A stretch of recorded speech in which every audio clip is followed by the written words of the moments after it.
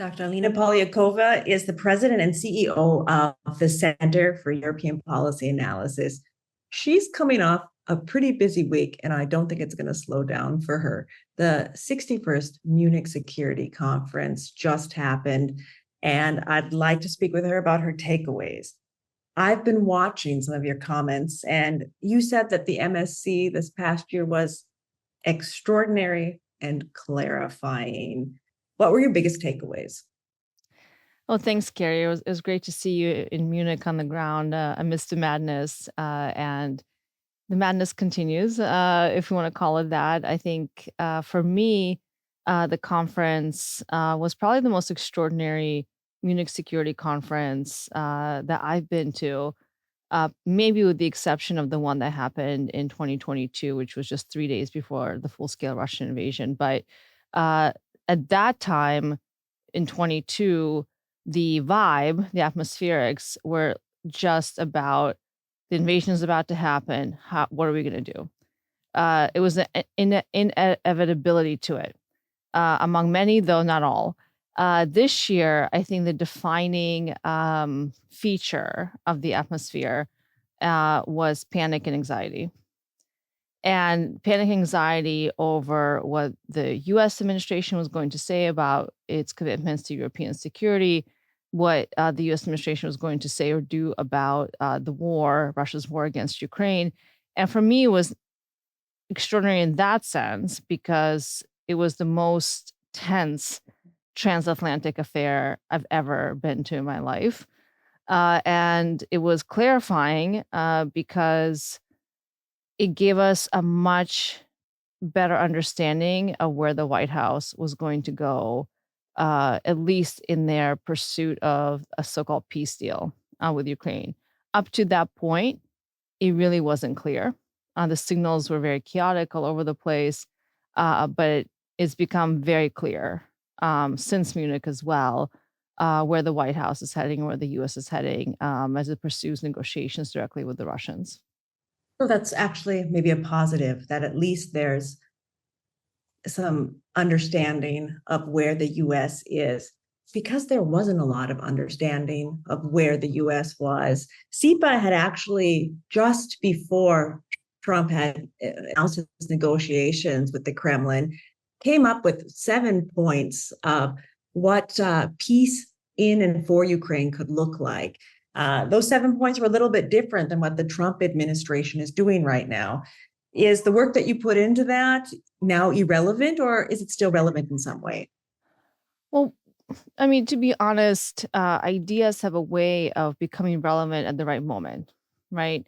Those of us who work in the realm of policy ideas and policy solutions, understand that because you put ideas out there, it doesn't mean they're going to get implemented right away. But there's a moment in which some of the things you say or do or plan or provide a blueprint for will become useful. I think certainly the paper that you mentioned that we put out has a lot of people who know a lot about security issues, defense issues that worked on it, including Trump's own former national security advisor, General McMaster, other individuals like Boris Johnson and former Prime Minister of the UK and others. So these are people who are quite serious. They know what they're talking about. And the whole point of that paper is to say, look, if we actually want a sustainable peace, we need more leverage over the Russians. That hasn't changed. I think what we're seeing now is the U.S. pursuing negotiations without first getting the leverage that we need to get a good deal out of it. So my concern now is that the United States and the White House is pursuing a bilateral discussion as how to settle the war in Ukraine, which Russia started, but we don't have too many chips on our side. We could get those chips if we did what the 7 points that we outlined in that paper says, which de facto is apply more military pressure, more economic and financial pressure on the Russians, threaten them in various other ways, diminish their ability to carry out the war, and then they'll come to the table and be ready to deal. Right now, the Russians, frankly, are not ready to deal unless it's a deal that's completely on their terms. The message we're getting from the administration, at least for now, is that they seem to be comfortable with that. But if my experience with how the Russians pursue negotiations is continues in the same path as we've seen over the last several decades, these negotiations will get bogged down. That's at least my prediction. But right now we are in a very strange situation where the U.S. has the weaker hand. And let's talk about not just the Russian negotiations. Let's talk about how the US is negotiating. This is almost like this classical triangular diplomacy where the US is setting up negotiations separately to try to leverage off. Is this maybe actually an attempt from the US to try to gain leverage?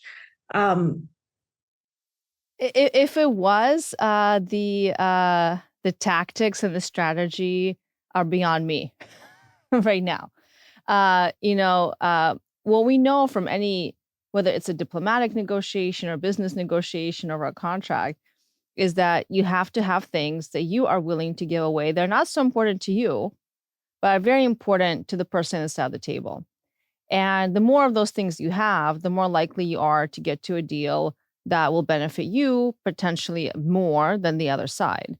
We're not in that position right now. We have some leverage over the Russians, which is economic sanctions. We also have, or had, I should say, the leverage of saying, we're going to put Ukraine into NATO if you don't stop this war.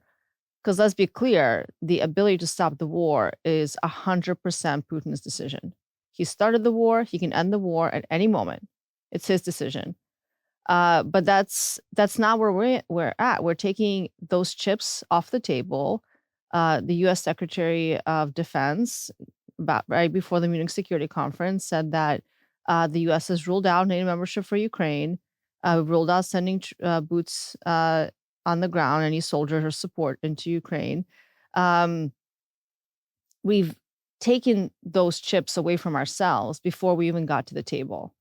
So it's just a strange situation where you would think that President Trump, given that he has had a successful business career, would understand the basics of how you get to a good deal. He wrote The Art of the Deal, and that's just not where we are. We're letting the Russians have all the chips. We're throwing away our chips rather than using them to get something we want. I think what we want is a sustainable peace in Ukraine so that the U.S. doesn't have to keep committing more resources, money, material, equipment to the Ukrainians so they can defend themselves, so Ukraine can develop as a country, be a good partner to Europe, be a good partner to the United States. Huge amount of economic opportunity there. But again, if there's some sort of strategy here, it's beyond me. What is the leverage with sanctions? This is something that the U.S.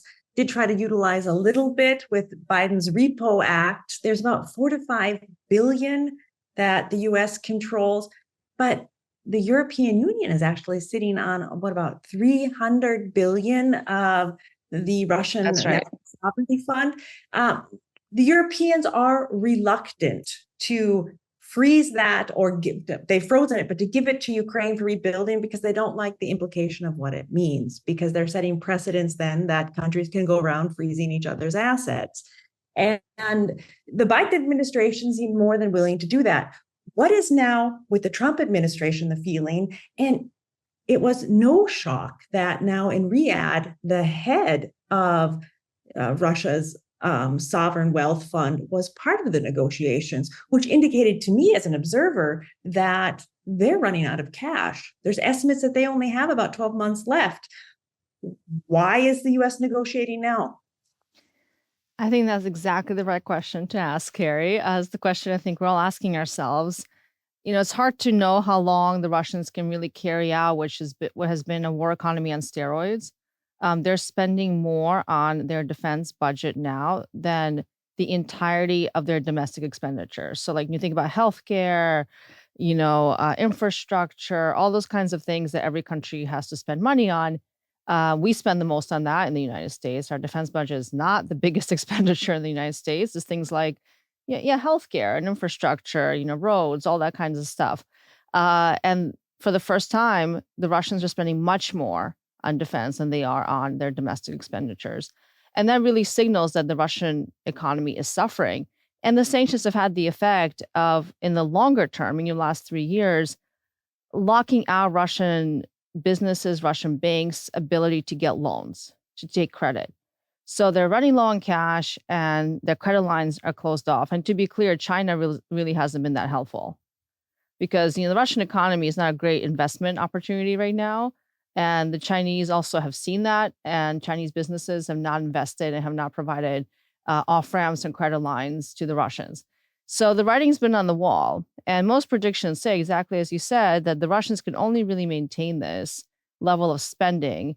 They're burning through cash and burning through people, really just this year, and they've thrown everything in for the year because they're really banking on the Trump administration cutting them a good deal. So why are we playing into the Russian hand by giving them exactly what they want instead of making it really hard for them this year and saying, let's talk about it later when you're really in a bad position, and then we'll really get a good deal out of it. This is leverage. This is how you apply pressure. We're not doing that. Why is that? Beats me. I think President Trump is really keen on getting a peace deal. He said so when he was running the campaign. I agree with him. Everybody wants peace. The Ukrainians want peace. They didn't ask for this war. And nobody asked for this war except the Russians. But, it can't be peace at any cost. A peace that will give the Russian side, the aggressor that's committed, just incredibly painful violations against individuals, rape, torture, stealing children, awful, awful things, war crimes. And these are the people sitting across the table that we're giving away everything they want to. So it's a very strange situation. Why is the U.S. pursuing this now? I really can't say because this is not the time. And we're going to end up in a really weak position. And I think at the end of the day, if this is the direction we're heading in, we're going to look at this in hindsight and say that this was the moment where the U.S. abdicated our global leadership and actually gave it away to the Chinese. Because the only country that will benefit in the long term from this, the Russian economy is not going to suddenly become a dynamic, vibrant competitor. All kinds of reasons for that. But China has done a very good job in making Russia a junior player, really benefiting from Russian natural resources, technical expertise. And they will take the message that, it's an open door to take Taiwan. They've wanted that for many, many years. And this is the moment in history we're living in. There's moments in history where for centuries nothing happens. And there's moments where in a few days everything happens. And that's what we're living through right now. And I'm going to agree with you that the vibe at MSC this weekend, although I didn't have a comparison, there was a hum in the hallways of people trying to solve problems, the questions I was asking you. Let's talk about another problem that needs to be solved. If the United States then gives up its position in geopolitics, what can Europe do, or what is Europe planning to do to cover for itself now? What were the discussions like? Again, I think if there is a silver lining from all this, it's that Europeans have got to get their act together. And I think the moment of complacency is gone. I think the White House and the US administration erased that completely from Europeans' minds. Sure, there's a lot of panic in Europe now, but to your earlier point, why haven't we seen the Europeans actually use those billions of Russian assets over the last 3 years? They're basically sitting as cash, depreciating in bank accounts.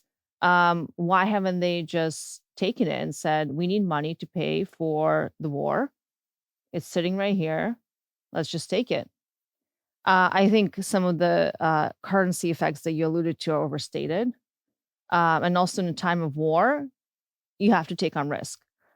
And Europe hasn't been willing to take on risk. They had, could say at least 3 years, but I would argue at least since the Russian invasion of Ukraine in 2014, where the Russians annexed Crimea and parts of Ukraine's east already.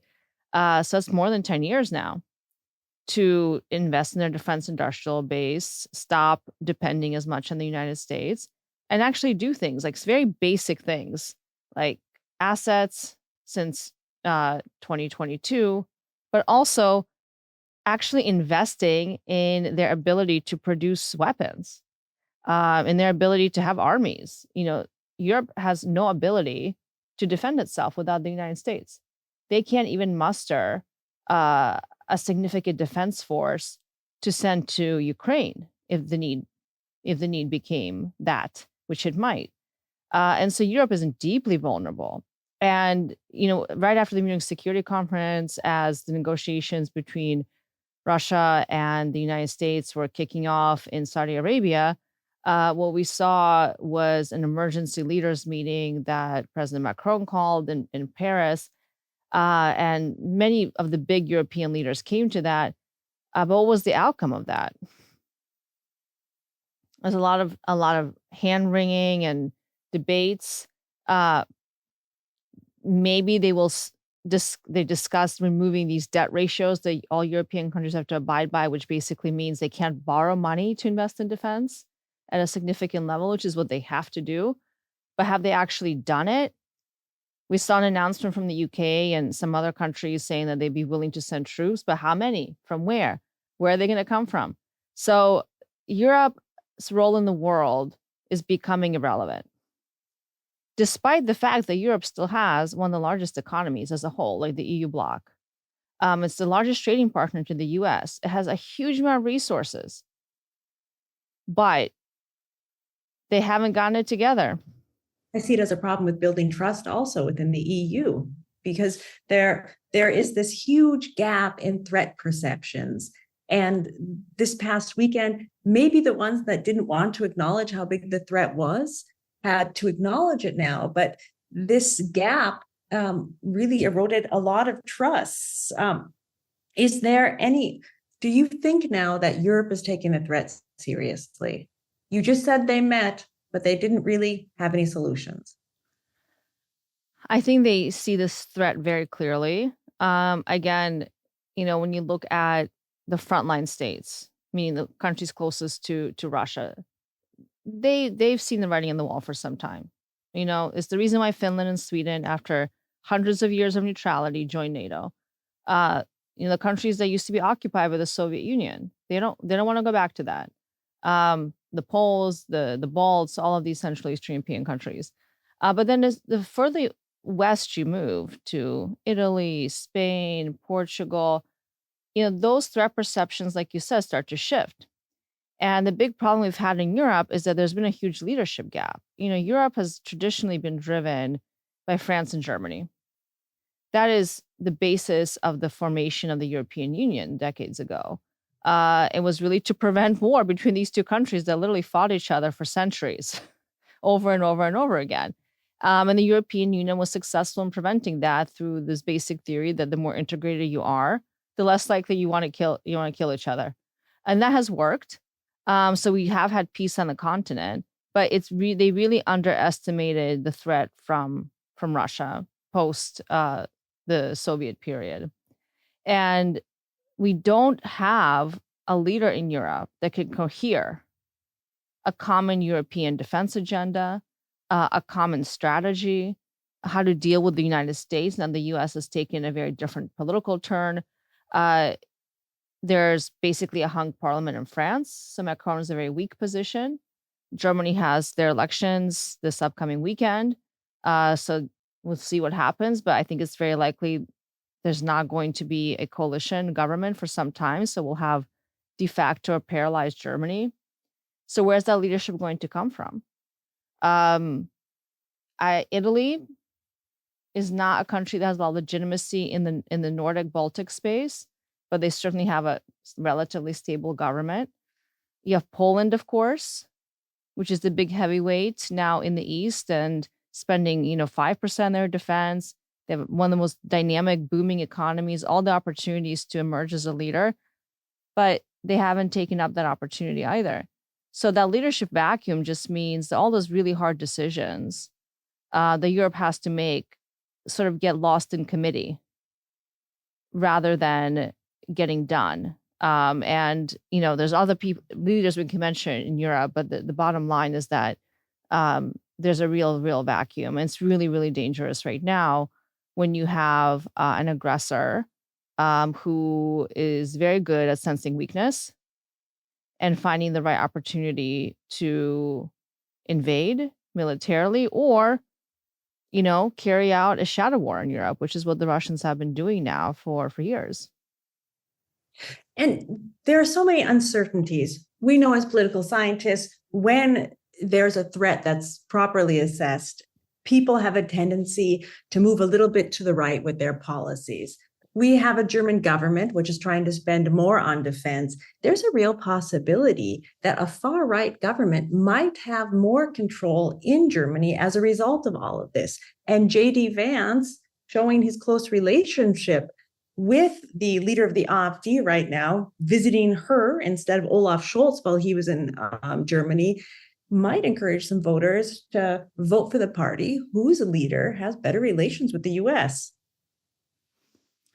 It's hard to say what the effects of the vice president's alignment, as you said correctly, with Europe's far-right movements in Munich, which is very clear, what the effects of that will be.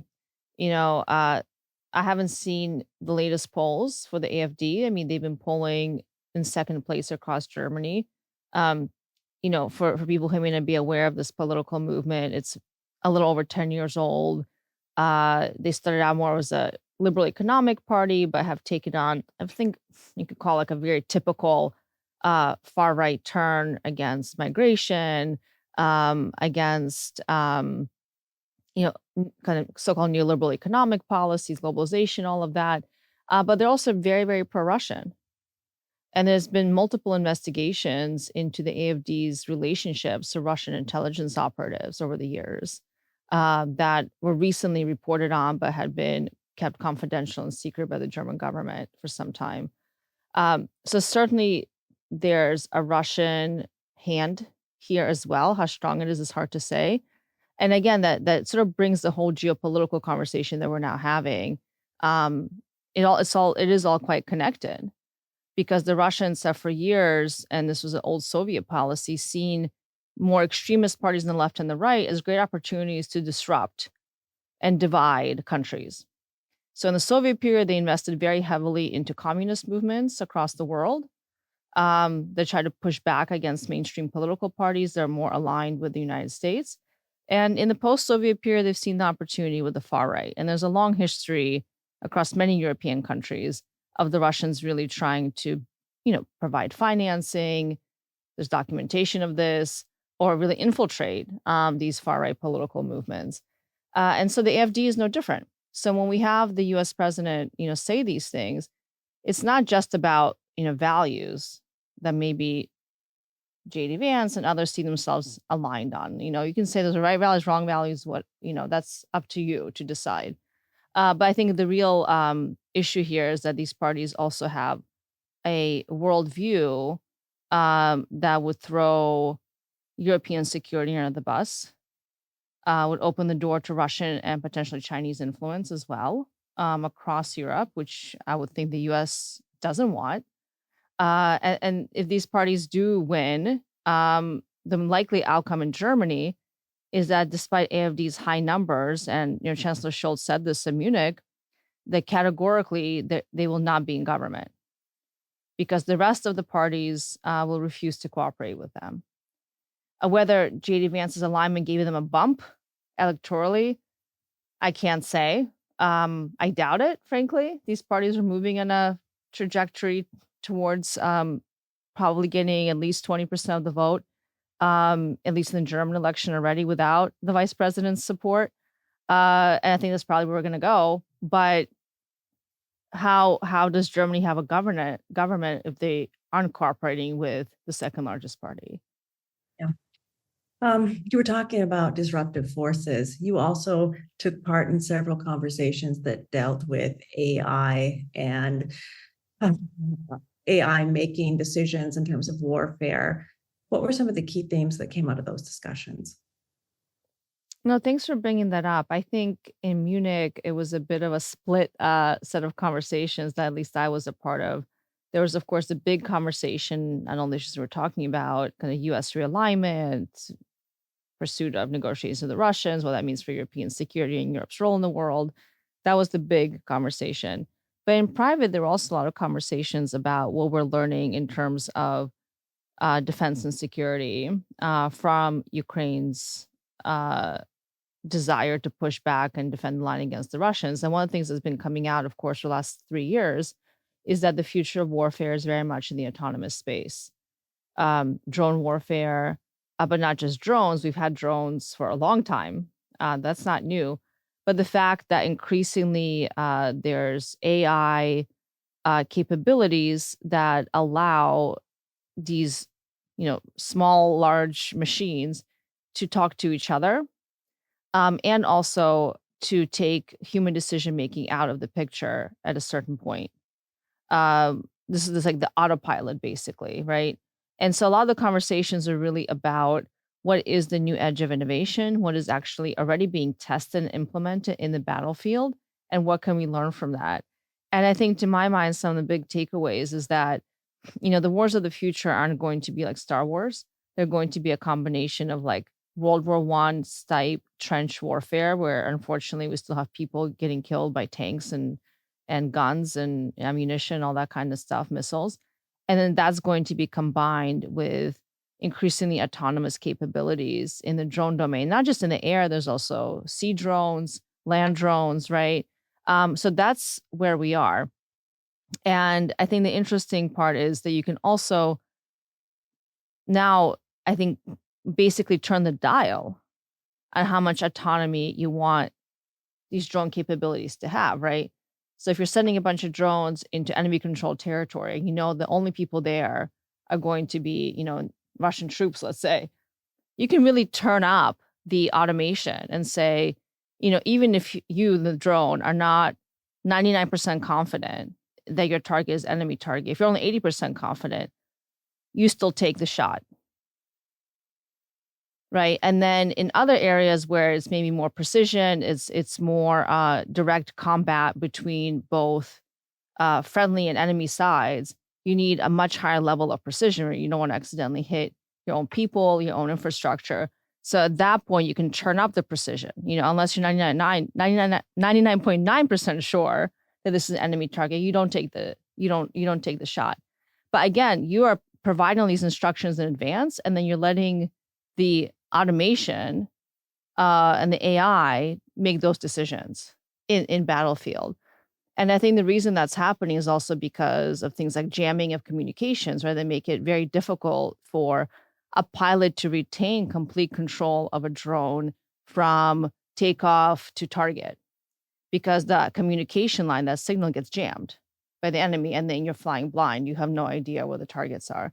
And that's the point where the AI can take over and say, I haven't heard from my human pilot, but I know my instructions are. So that, to me, was kind of where the conversation was, and where we are in that spectrum of human versus machine control, and how we can be thinking about that for the future of war. But this is obviously where we already are. And this is also where Europe needs to be investing, because it takes a long time to build F-35s and tanks, to start munition factories. But it really takes no time to build drones.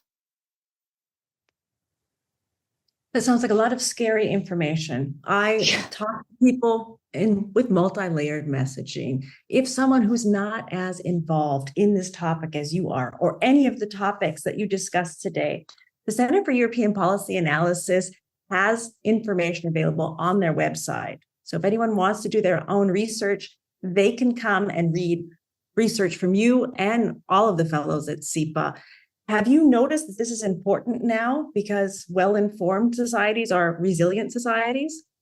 Well, there's absolutely no question about that. I think a lot of misleading information gets spread and believed because there's a lot of information overload. We all know that. We all experience it. And how do you see the signal above the noise, I think is the big question. And I think what we try to do at CEPA, as you said, Kari, is really be that signal.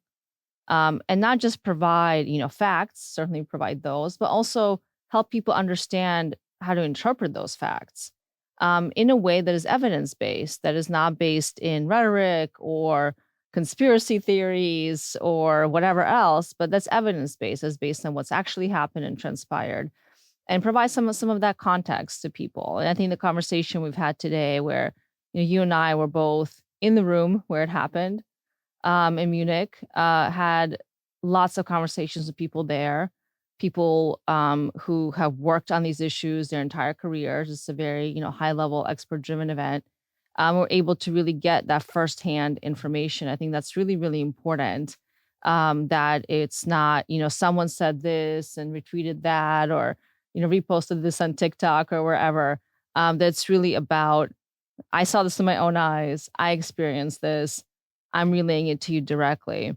So I think that's also part of the work that we try to do, is how do you get that kind of firsthand information out to people who are interested. And I think honestly, most Americans and like most people are probably not following this stuff as closely as you and I are, which is normal. People live their lives. But I think what often happens when we're not paying attention is that before you know it, we get really affected. I keep thinking about U.S. history of the 20th century, of course, World War I, World War II, two wars that the U.S. didn't want to get engaged in. And we still don't want to get engaged in wars, right? Who does? But the U.S. has a real strong history and a strong public opinion that we should be focusing on our own problems and not the rest of the world, especially things across the oceans. Why do we care about what's happening in Taiwan or Ukraine or wherever else? But I think what we find historically, time after time, is that the U.S. gets pulled in whether we like it or not. And often we come in at a time where it's going to cost us a lot more to set things right. Think about all the losses that Americans took in World War II.